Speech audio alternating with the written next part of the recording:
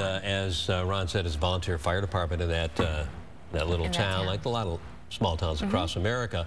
So what happened while firefighters were trying to put out the flames, I understand early reports are that they put water on the burning chemical ammonia nitrate, and that's when it exploded. That's what we're hearing right now. That's what we're hearing, yeah. But we do want to get some perspective on how dangerous these fires can be to fight. Captain Forrest Smith with Mesa Fire is joining us live this morning with some insight. Good morning. Good morning, Rick. Good morning, Andrea. So can you comment on that, putting water on ammonia nitrate? Is that, would that cause an explosion?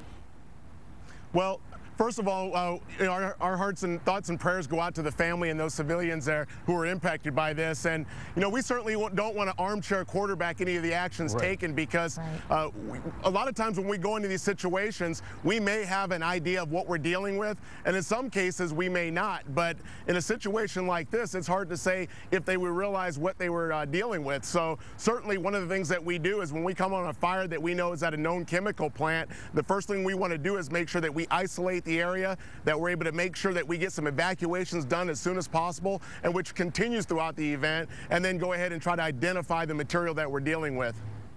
And we know that it was a volunteer fire department. I don't know if you can comment on this or if you have any insight on this. Do they go through any regular training, such as various city fire departments do on a regular basis? Or how is their training done so that they know how to handle something like this?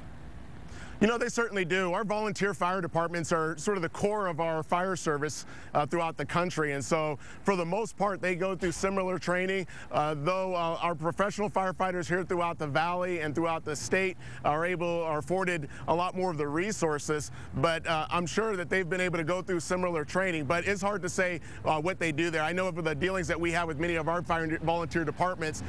We work cooperatively with different departments throughout the state, and we certainly try to make opportunities available for all departments to be able to train with us, and we know that they get a great deal of training. So for all intents and purposes, I wouldn't imagine that these firefighters didn't have a certain level of training to be able to manage the initial scenario here.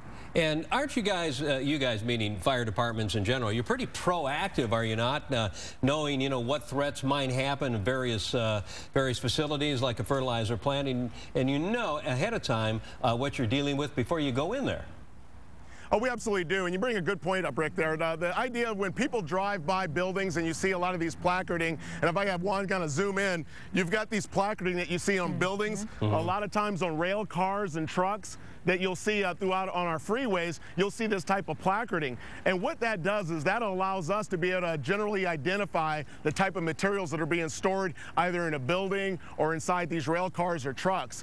And so as a first responder and as a firefighter, I also have materials that I use here, which is this emergency response guide. And this allows me also to give me somewhat of an idea of what I can do initially. And again, my goal, especially for my crew and for people who are involved in this scene, really is to make sure I get in, isolate that area, then of course we evacuate, and as I said earlier, then we start working on identifying, and of course we bring in our hazard materials crews. But this couldn't be done, of course, without the cooperation of our business partners, and of course our fire prevention division that does an excellent job valley-wide, each department, in checking with buildings, with businesses, and making sure that they keep us updated on what materials they're storing. Right, so you know ahead of time going in what you're dealing with. Not going in blindsided. Yeah. That's absolutely it, and that's, yeah. All right, Captain Forrest Smith, we sure appreciate your time this morning. Thank you very much. Thank you, Captain. It was great to see you. Good insight.